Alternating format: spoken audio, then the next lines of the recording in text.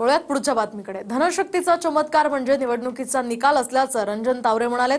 माळेगाव कारखाना निवडणुकीच्या निकालावर रंजन तावरेंनी ही प्रतिक्रिया दिली आहे। पुणे जिल्हा मध्यवर्ती बँक सुरू ठेवून शेतकऱ्यांना पैसे वाटण्यात आले होते। शेतकऱ्यांना 10,000ची पाकिटं वाटण्यात आली असाही आरोप रंजन तावरेंनी केलाय।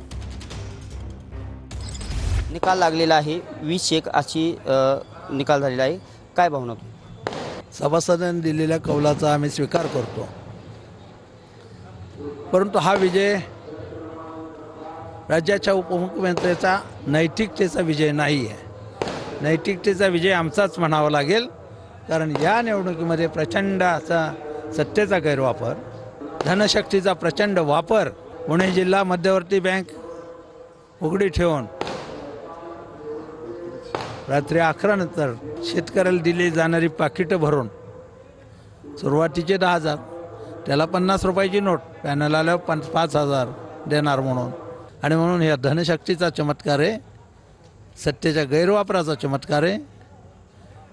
मानवता माणुसकी या गोष्टी कुठंच लोप पावलेल्या दिसत आहेत। अजित पवार चेअरमन होणार आहेत, काय शुभेच्छा द्या? त्यांचं अभिनंदन, चेअरमन ते झालेलेच आहेत।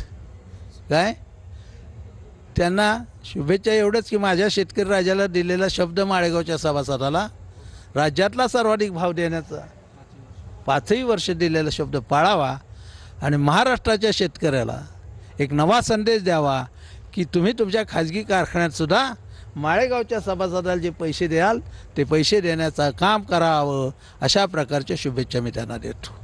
कॅमेरा पर्सन नागेश मर्डेसह मी दीपक कापरे, TV9 मराठी, बारामती।